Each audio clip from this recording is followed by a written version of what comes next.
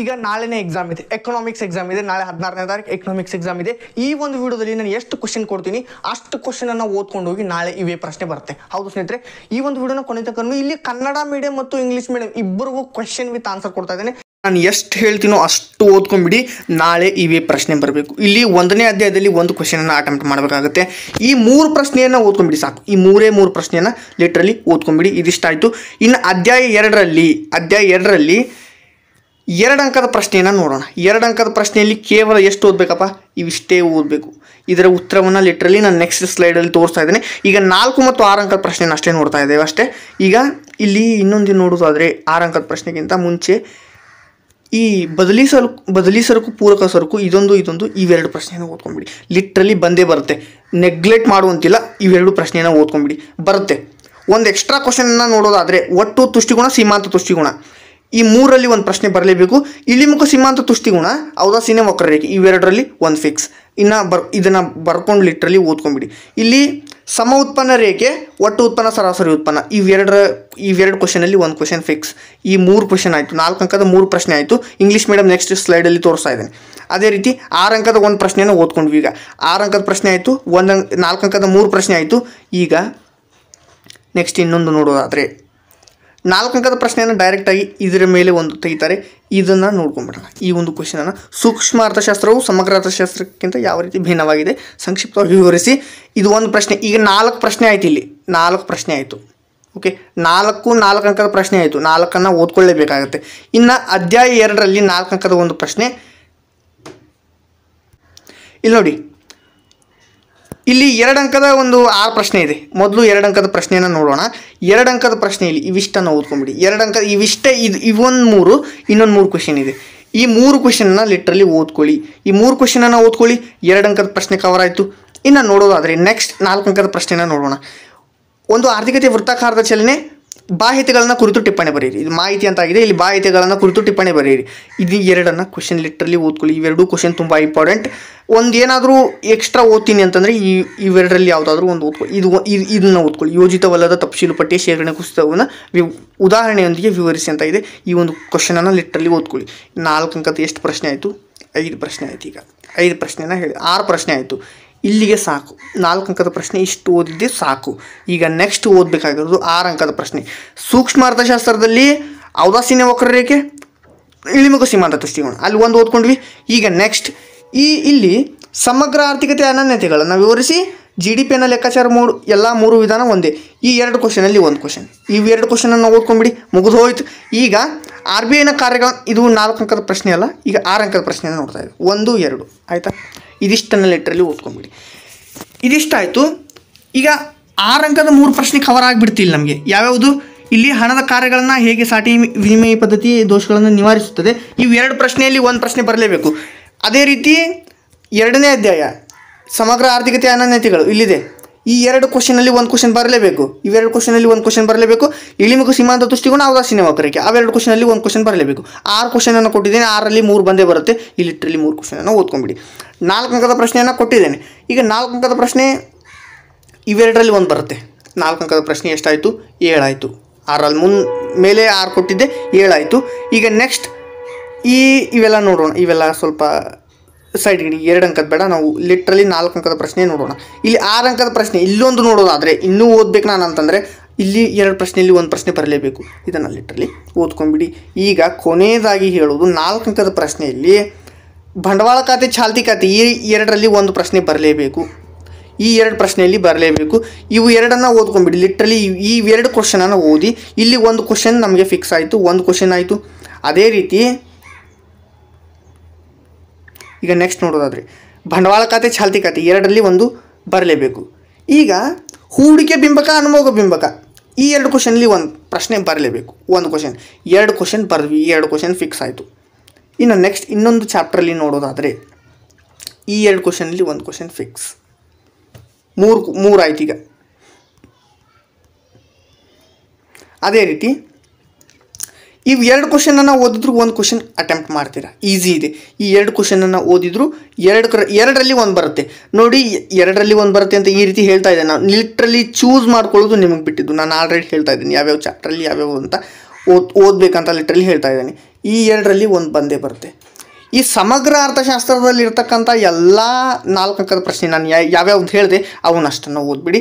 6 ಅಂಕದ ಪ್ರಶ್ನೆಗೆ ಸೂಕ್ಷ್ಮ ಅರ್ಥಶಾಸ್ತ್ರದಲ್ಲಿರ್ತಕ್ಕಂಥ ಔದಾಸೀನ್ಯ ವಕ್ರರೇಖೆ, ಇಳಿಮುಖ ಸೀಮಾಂತ ತುಷ್ಟಿಕೋನ ಇವೆರಡನ್ನು ಓದ್ಕೊಳ್ಳಿ. ಅದೇ ರೀತಿ ಸಮಗ್ರ ಅರ್ಥಶಾಸ್ತ್ರದಲ್ಲಿರ್ತಕ್ಕಂಥ 2ನೇ ಅಧ್ಯಾಯ ಸಮಗ್ರ ಆರ್ಥಿಕತೆ ಅನನ್ಯತೆಗಳು, GDPಯನ್ನು ಲೆಕ್ಕಾಚಾರ ಮಾಡೋ ಎಲ್ಲ, ಇದೊಂದು ಕ್ವಶನ್ ಇಲ್ಲಿ ಇದೊಂದಾಯಿತು. ಅದೇ ರೀತಿ ಹಣ ಮತ್ತು ಬ್ಯಾಂಕಿಂಗಲ್ಲಿ ಹಣದ ಕಾರ್ಯ ಇದೊಂದು ಇವೆರಡು ಪ್ರಶ್ನೆಯನ್ನು ಓದ್ಬಿಟ್ರೆ 6 ಇಲ್ಲಿ 6 ಅಂಕದ ಪ್ರಶ್ನೆ 6 ಆಯಿತು. 6ರಲ್ಲಿ 3 ಬರುತ್ತೆ. ಇದಿಷ್ಟು ಸಿಂಪಲ್ ಮೆಥಡ್. 4 ಅಂಕದ ಪ್ರಶ್ನೆಯನ್ನು ಹೇಳಿದ್ದೇನೆ, ಇದಾಯಿತು. ಈಗ 2 ಅಂಕದ ಪ್ರಶ್ನೆಯನ್ನು ಲಿಟ್ರಲಿ ತುಂಬ ಏನು ಓದೋದಿಲ್ಲ, 2 ಅಂಕದ ಪ್ರಶ್ನೆಯನ್ನು ನೋಡ್ತಾ ಹೋಗೋಣ. 2 ಅಂಕದ ಪ್ರಶ್ನೆ ಲಿಟ್ರಲಿ ಓದಲೇಬೇಕು. ಇಲ್ಲಿ ನೋಡಿ ಬಜೆಟ್ ರೇಖೆ ಇದು ನೋಡಿ, 1 ಕೆಳದರ್ಜೆ 2 3 ಈ 3 ಕ್ವಶನನ್ನು ಓದ್ಕೊಂಬಿಡಿ. 3 ಇವೆರಡು ಕ್ವಶನ್ ಇದೆ, 4 5 ಓದಿ, ಲಿಟ್ರಲಿ ಓದಲೇಬೇಕು. ಸಂಖ್ಯಾ ಸೂಚಕ ತುಷ್ಟಿಗುಣ ವಿಶ್ಲೇಷಣೆ, ಸ್ಥಾನದರ್ಶಕ ತುಷ್ಟಿಗುಣ ವಿಶ್ಲೇಷಣೆ ಇವೆರಡಾಯಿತು. ಬೆಲೆ ಬೇಡಿಕೆ ಸ್ಥಿತಿಸ್ಥಾಪಕತ್ವ ಎಂದರೇನು, ಇದೊಂದು ಕ್ವಶನನ್ನು ಓದಿ, ಇದೊಂದು ಕ್ವಶನ್ ಓದ್ಬಿಡಿ. ಎಷ್ಟಾಯಿತು ಇಲ್ಲಿಗೆ 2 ಅಂಕದ 2 ಪ್ರಶ್ನೆಯನ್ನು ಓದ್ದಾಗಾಯಿತು. 2 ಅಂಕದ 2 ಪ್ರಶ್ನೆಯನ್ನು ಓದ್ದಾಗಾಯಿತು. ಈಗ ಸ್ವಲ್ಪ ಇವು ಎಲ್ಲ ನೋಡೋಣ. ಈಗ ನೆಕ್ಸ್ಟ್ ನೋಡೋಣ, ಇಲ್ಲಿ ಬನ್ನಿ. ನೆಕ್ಸ್ಟ್ ಈ ಕ್ವಶನಿಗೆ ಬನ್ನಿ. ಇದನ್ನು ಬರೀರಿ, ಇವೆರಡು ಕ್ವಶನನ್ನು ಓದ್ಕೊಂಬಿಡಿ. ಅದೇ ನಂತರ ಇದೊಂದು ಕ್ವಶನ್ ಆಯಿತು. ಇದು ಒಂದು ಕ್ವಶನ್ ಇಂಪಾರ್ಟೆಂಟ್, ಇದೊಂದು ಕ್ವಶನ್ ಇಂಪಾರ್ಟೆಂಟ್, ಇದೊಂದು ಕ್ವಶನ್ ಇಂಪಾರ್ಟೆಂಟ್. ಈ 3 ಕ್ವಶನ್ ಇಂಪಾರ್ಟೆಂಟ್ ಆಯಿತು. ನಾಮ ಮಾತ್ರ GDP ಇದೇನು ಅವಶ್ಯಕತೆ ಇಲ್ಲ. ಇಲ್ಲಿ ಇವು ಬೇಡ, ಇದು ಏನು ಬೇಡ, ಇದು ಬೇಡ, ಈ ಕ್ವಶನ್ ಬೇಡ ಅಂತಿಮ ಮರಣ ಬೇಡ, ಇವು ಯಾವ ಕ್ವಶನ್ ಬೇಡ, ಇವು ಯಾವ ಕ್ವಶನ್ ಬೇಡ. ಚಾಲ್ತಿ ಖಾತೆ, ಬಂಡವಾಳ ಖಾತೆ, ಈ ಕ್ವಶನ್ ಓದ್ಕೊಳ್ಳಿ. ಈ ಕ್ವಶನ್ ಓದಿ, ಬ್ಲೂ ಪ್ರಿಂಟ್ ಪ್ರಕಾರ ಬರುತ್ತೆ. ಚಾಲ್ತಿ ಖಾತೆ, ಬಂಡವಾಳ ಖಾತೆ, ಓಕೆ ಆಯಿತು. ವ್ಯಾಪಾರ ಬಾಕಿಯ ವಿಧಗಳು 1 2 3 ಈ 3 ಕ್ವಶನನ್ನು ಓದ್ಕೊಂಬಿಡಿ. ಇಲ್ಲಿಗೆ 6 ಕ್ವಶನನ್ನು ಅಟೆಂಪ್ಟ್ ಮಾಡಿದಾಗ ಆಗುತ್ತೆ. ನಾವು 6 ಕ್ವಶನಿಗೆ ನಾವು ರೆಡಿ ಆದ್ವಿ. ಇನ್ನೊಂದು 2 ಕ್ವಶನನ್ನು ನೋಡೋದಾದರೆ ಇಲ್ಲಿ 2 ಕ್ವಶನ್ ಇದೆ. 5ನೇ ಅಧ್ಯಾಯದಲ್ಲಿ ಒಂದು 2 ಕ್ವಶನನ್ನು ನೋಡೋಣ. ವೇಟ್,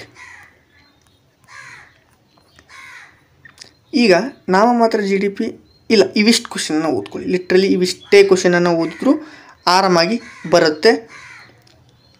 ಹಾಂ, ಇಲ್ಲಿ 7 8 9ನೇ ಈ 3 ಕ್ವಶನ್ ಓದಿದ್ರು ಸಹ ಏನು ಅಭ್ಯಂತರ ಇಲ್ಲ.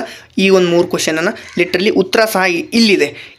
ಇವಿಷ್ಟನ್ನು ಓದಿದರೆ 2 ಅಂಕದ ಪ್ರಶ್ನೆ, 4 ಅಂಕದ ಪ್ರಶ್ನೆ, 6 ಅಂಕದ ಪ್ರಶ್ನೆ ಇಲ್ಲಿ ಕಂಪ್ಲೀಟ್ ಆಯಿತು. ಈಗ ನೆಕ್ಸ್ಟ್ ಹೇಳೋದಾದರೆ ಈ ಕ್ವಶನಿಗೆ ಬರ್ತೀನಿ ನಾನು. ಯಾವ ಕ್ವಶನಪ್ಪ ಅಂತಂದರೆ ಕಾರ್ಯಭಾರ ಮತ್ತು ನಿಯೋಜನೆ ಆಧಾರಿತ ಪ್ರಶ್ನೆಗಳು. ಈ ಪ್ರಶ್ನೆ ಇದೊಂದು ಫಿಕ್ಸ್. ಇದು ನೀವು ಏನೇ ಮಾಡಿದರೂ ಈ ಪ್ರಶ್ನೆ ಫಿಕ್ಸ್. ಇದರ ಒಂದು ಉತ್ತರ ಇಲ್ಲಿ ಕೆಳಗಿದೆ. ಕಾಣೆಯಾದ ಕೋಷ್ಟಕದಲ್ಲಿ ಕಾಣೆಯಾಗಿರ್ತಕ್ಕಂಥ ಉತ್ಪನ್ನಗಳನ್ನು ಕಂಡುಹಿಡೀರಿ. ಇಲ್ಲಿ ಉತ್ತರ ಇದೆ. ಈ ಒಂದು ಉತ್ತರ ಎಷ್ಟು ನೆನ್ಪಿಟ್ಕೋಬೇಕು? 50 56 10 14 12.5 ಈ 3ಅನ್ನು ನೆನ್ಪಿಟ್ಕೊಂಡ್ರೆ ಸಾಕು. ಇಷ್ಟೇ ನೆನ್ಪಿಟ್ಕೊಳ್ಳಿ. ಈಗ 5 ದೇಶದ ಹೆಸರು ಇಲ್ಲಿ ನೋಡಿ, 1 2 3 4 5 6 ಎಷ್ಟಾದರೂ ನೆನ್ಪಿಟ್ಕೊಳ್ಳಿ. ಒಂದು ಇಷ್ಟನ್ನು ನೆನ್ಪಿಟ್ಕೊಂಡ್ರೆ ಇದು ಕ್ವಶನ್ ಫಿಕ್ಸ್. ಈ ಕ್ವಶನ್ ಈ 3ರಲ್ಲಿ 3ಕ್ಕೆ 3 ಇವೇ ಕೇಳ್ತಾರೆ, ಯಾವುದು ಕೇಳೋಕ್ಕೆ ಸಾಧ್ಯನೇ ಇಲ್ಲ. ಈ 3 ಕ್ವಶನನ್ನು ಕೇಳ್ತಾರೆ. ಈಗ ಇಂಗ್ಲೀಷ್ ಮೀಡಿಯಮ್ ನೋಡೋಣ. ಇಲ್ಲಿ ನೋಡಿ 2 ಮಾರ್ಕ್ ಕ್ವಶನ್ಸ್ 1 2 3 4 ಇದನ್ನೊಂದನ್ನು ಓದಿ. ಲೇಬರರ್ ಮಾರ್ಕೆಟ್ ಇದನ್ನು ಓದ್ಕೊಳ್ಳಿ, ಇದು ಇಂಪಾರ್ಟೆಂಟ್ ಇದೆ. ಇದನ್ನೊಂದು ಓದಿ. ಅದೇ ರೀತಿಯಾಗಿ ಇಲ್ಲಿದೆ, ಇಲ್ಲಿ ಕ್ವಶನ್ ಇದೆ, ಇಂಪಾರ್ಟೆಂಟ್ ಕ್ವಶನ್ ಇಲ್ಲಿದೆ ನೋಡಿ, ಸ್ಟಾಕ್ ಆ್ಯಂಡ್ ಫ್ಲೋ ಇದನ್ನು ಓದಿ. ಲಿಟ್ರಲಿ ಈ ಕ್ವಶನ್ ಇಂಪಾರ್ಟೆಂಟ್ ಇದೆ. ಮೆನ್ಷನ್ ಇದನ್ನೂ ಒಂದು ಓದಿ, ಇದು ಒಂದು ಕ್ವಶನ್ ಓದಿ. Mention it's 2 types. ಡಿಮ್ಯಾಂಡ್ ಇಲ್ಲ, ಬೇಡ. ಈ ಕ್ವೆಶನ್ ಮೇಲೆ, ಈ ಚಾಪ್ಟರ್ ಮೇಲೆ ಬೇಡ. ಮನಿ ಆ್ಯಂಡ್ ಬ್ಯಾಂಕಿಂಗ್ ಕ್ವೆಶನ್ ಮೇಲೆ ಬೇಡ. ಗಿವ್ ಮೀನಿಂಗ್ ಇನ್ವೆಸ್ಟ್ಮೆಂಟ್ ಬಿಲ್ಸ್ ಬೇಡ. ಬಜೆಟ್ ಲೈನ್, ಬಜೆಟ್ ಸೆಟ್ ಓದ್ಕೊಳ್ಳಿ, ಇಂಪಾರ್ಟೆಂಟ್ ಪ್ರಶ್ನೆ. Mention the types of return to scale ಇದನ್ನೊಂದು ಓದ್ಕೊಂಡು ಇಟ್ಕೋರಿ, ಓದಿ. ಇದನ್ನು ಓದಿ. ಲಿಟ್ರಲಿ ಈಗೊಂದು ಕ್ವಶನನ್ನು ಓದಿ, ಇದೊಂದು ಓದಿ. 3 ಲೈನಿಂಗ್ ಓಪನ್ ಎಕಾನಮಿ ಓದ್ಕೊಳ್ಳಿ, ಇಂಪಾರ್ಟೆಂಟ್ ಪ್ರಶ್ನೆ ಇದೆ.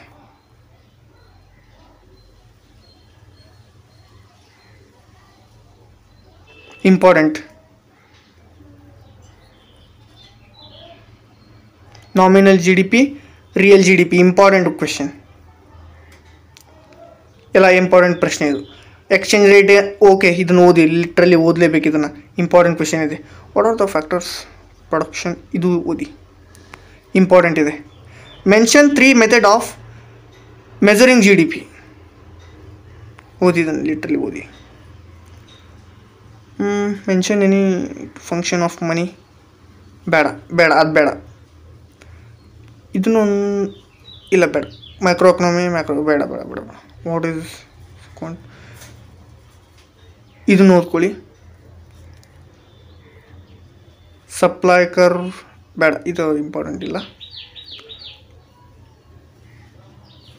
ಬೇಡ ಅದು ಕ್ವಶನ್ ಬೇಡ. Positive difference between positive and what is the long run cost, ಬೇಡ ಇದೇನು ಬೇಡ. ಇದನ್ನು ಓದ್ಕೊಳ್ಳಿ. ಈ ಪ್ರಶ್ನೆನ ಲಿಟ್ರಲಿ ಓದಿ, ಇಂಪಾರ್ಟೆಂಟ್ ಇದೆ. ಓದಿ, ಇದನ್ನು ಓದಿ. ಮೆನ್ಷನ್ ಟು ಫಂಕ್ಷನ್ಸ್ ಬೇಡ, ಇದು ಬೇಡ, ಇದು ಬೇಡ. ಬ್ಲೂ ಪ್ರಿಂಟ್ ಪ್ರಕಾರ ಕೇಳಿಲ್ಲ, ಇಂಪಾರ್ಟೆಂಟ್ ಇದೆ. ಈ ಕ್ವಶನ್ ಒಂದನ್ನು ಓದ್ಕೊಳ್ಳಿ. ಈಗ 2 ಮಾರ್ಕ್ಸ್ ಕ್ವಶನ್ ಇಂಗ್ಲೀಷ್ ಮೀಡಿಯಮ್ದು ಆಯಿತು. ಈಗ 4 ಮಾರ್ಕ್ಸ್ ಮತ್ತು 6 ಮಾರ್ಕ್ಸ್ ಕ್ವಶನನ್ನು ನೋಡೋಣ. ಈಗ ಲಿಟ್ರಲಿ ಈ ಕ್ವಶನನ್ನು ಓದ್ಕೊಳ್ಳೋಣ. ಈಗ ಆಲ್ರೆಡಿ 2 ಮಾರ್ಕ್ಸ್ ಕ್ವಶನ್ ನೋಡಿದ್ವಿ, ಕ್ವಶನ್ ಕೂಡ ಇದೆ. ಈ 2 ಮಾರ್ಕ್ಸ್ ಕ್ವಶನನ್ನು ಇಲ್ಲಿ ಏನು ಕೊಟ್ಟಿದ್ದೀನಲ್ಲ, ಈ 2 ಮಾರ್ಕ್ಸ್ ಕ್ವಶನನ್ನು ಲಿಟ್ರಲಿ ಓದ್ಕೊಳ್ಳಿ.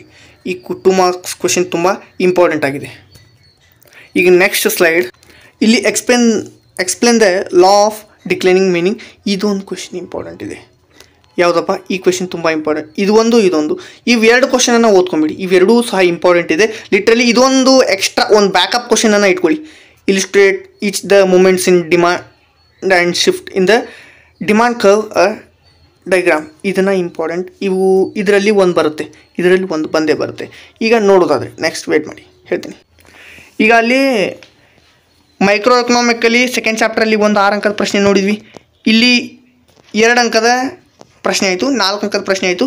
ಮ್ಯಾಕ್ರೋ ಎಕನಾಮಿಕ್ಸಲ್ಲಿ ಇಲ್ಲಿ ನೋಡಿ, ಇದು ಸೆಕೆಂಡ್ ಚಾಪ್ಟರ್. ಇಲ್ಲಿರ್ತಕ್ಕಂಥದ್ದು ಯಾವುದಪ್ಪ, ಇದು ಸೆಕೆಂಡ್ ಚಾಪ್ಟರ್ 1, 2. ಈ 2 ಚಾಪ್ಟರ್ ಈ 2 ಕ್ವಶನ್ ಮೇಲೆ ಒಂದು ಕ್ವಶನ್ ಬಂದೇ ಬರುತ್ತೆ. ಲಿಟ್ರಲಿ ಓದ್ಕೊಂಬಿಡಿ. ಮನಿ ಆ್ಯಂಡ್ ಬ್ಯಾಂಕಿಂಗ್ ಮೇಲೆ ಒಂದು ಕ್ವಶನ್ ಬರ್ತಾ ಇದೆ. ಇಲ್ಲಿ ಆಲ್ರೆಡಿ ನಾನು ತೋರಿಸ್ತಾ ಇದ್ದೀನಿ. ಈ 2 ಕ್ವಶನಲ್ಲಿ ಒಂದು ಕ್ವಶನ್ ಬರುತ್ತೆ. ಇದನ್ನಿಷ್ಟು ಓದಿದ ನಂತರ ನೆಕ್ಸ್ಟ್ 4 ಮಾರ್ಕ್ಸ್ ಕ್ವಶನ್ನ ನೋಡೋಣ. ಈಗ ಇಲ್ಲಿ ನೋಡಿ, draw a chart of parts of current account, capital account. ಈ ಎರಡು ಕ್ವಶನಲ್ಲಿ ಒಂದು ಕ್ವಶನ್ ಫಿಕ್ಸ್ ಆಗುತ್ತೆ. ಇವೆರಡೂ ಜಸ್ಟ್ ಡೈಗ್ರಾಮ್ ತೆಗೆಯೋದಷ್ಟೇ. ಇದನ್ನು ಲಿಟ್ರಲಿ ಓದಲೇಬೇಕಾಗುತ್ತೆ. ಈಗ 6 ಮಾರ್ಕ್ಸ್ ಕ್ವಶನ್ ಆಲ್ರೆಡಿ ಓದಿದ್ವಿ. 2 ಮಾರ್ಕ್ಸ್ ಕ್ವಶನ್ ಇಲ್ಲಿ ಬನ್ನಿ, ಇಲ್ಲಿದೆ ಇಂಪಾರ್ಟೆಂಟ್ ಕ್ವಶನ್ ಇದೆ. ಅನುಭೋಗ ಬಿಂಬಕ ಇಲ್ಲಿದೆ ನೋಡಿ. Briefly describe. ಈ 2 ಕ್ವಶನಲ್ಲಿ ಒಂದು ಕ್ವಶನ್ ಫಿಕ್ಸ್. ಲಿಟ್ರಲಿ ಇದನ್ನು ಓದ್ಕೊಳ್ಳಿ. ಈಗ ಆಲ್ರೆಡಿ 4 ಅಂಕದ ಕ್ವಶನ್ ಆಯಿತು, 6 ಅಂಕದ ಕ್ವಶನ್ ಆಯಿತು, 2 ಮಾರ್ಕ್ಸ್ ಕ್ವಶನ್ ಎಲ್ಲ ನೋಡಿದ್ವಿ. ಇವಿಷ್ಟನ್ನು ಓದ್ಕೊಳ್ಳಿ. ಈ PDF ಅನ್ನು ಟೆಲಿಗ್ರಾಮ್ ಚಾನಲಲ್ಲಿ ಹಾಕಿದ್ದೇನೆ. ಎಲ್ಲನೂ ನಾನು ಹೇಳಿದ್ದೇನೆ. ಲಿಟ್ರಲಿ ಇವೆಲ್ಲ ಕ್ವಶನ್ನ ಓದಿ, ನಾಳೆ ಇವೇ ಕ್ವಶನ್ ಬರುತ್ತೆ. ಇದಿಷ್ಟು ಈ ಒಂದು ವಿಡಿಯೋದಲ್ಲಿ. ಧನ್ಯವಾದ ಸ್ನೇಹಿತರೆ.